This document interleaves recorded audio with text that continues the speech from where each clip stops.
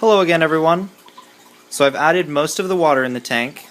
I didn't fill it up completely, mainly because I added this API Leaf Zone plant food to the tank, and I wanted it to kind of be evenly spread around the water by the waterfall caused by the filter. The water's still pretty cloudy. Not too cloudy though, not as cloudy as it normally would be adding fluorite to a tank.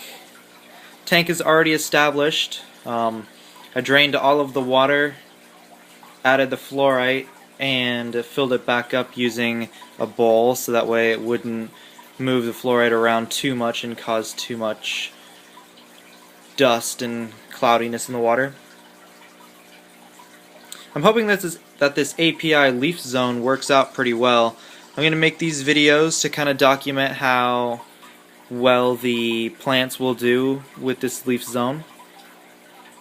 I also upgraded my light today, just the bulb, not the fixture. I still have a T8 fixture, pretty standard. I added this Floramax plant growth bulb right here, T8 bulb.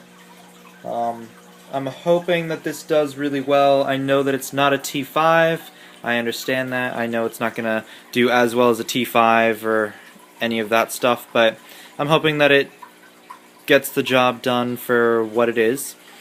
If not, if by the time, well, if in a couple weeks, if I realize that it's not really doing too well for my plants, it's almost time for my tax return to come back, so I might invest in a T5 bulb, T5 fixture, sorry.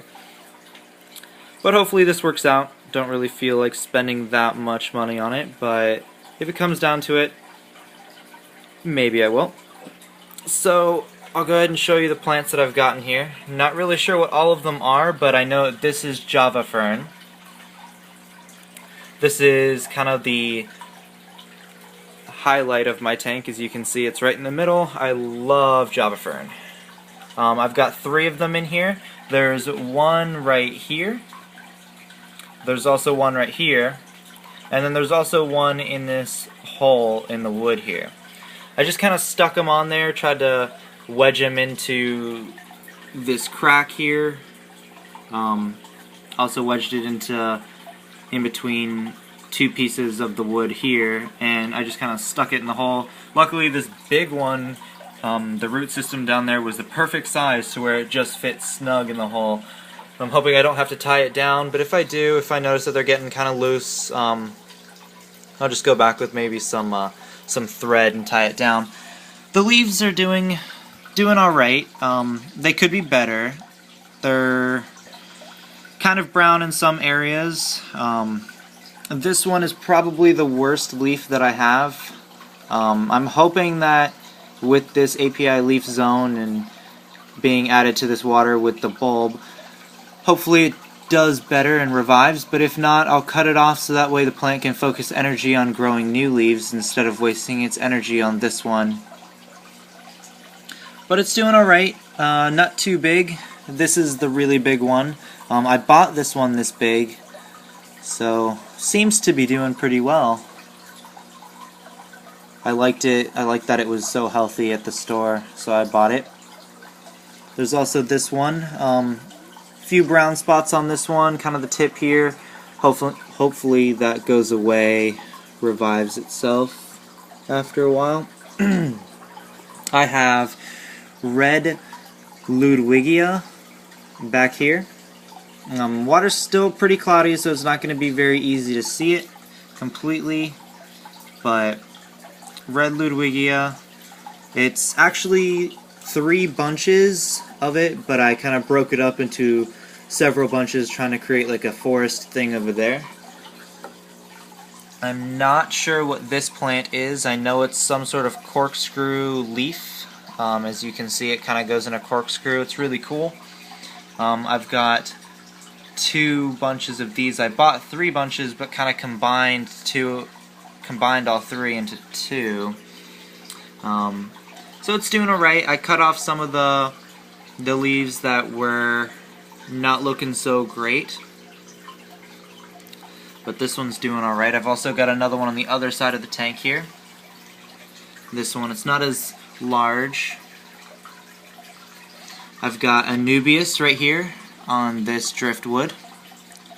This was in my 60-gallon fish tank, my main aquarium.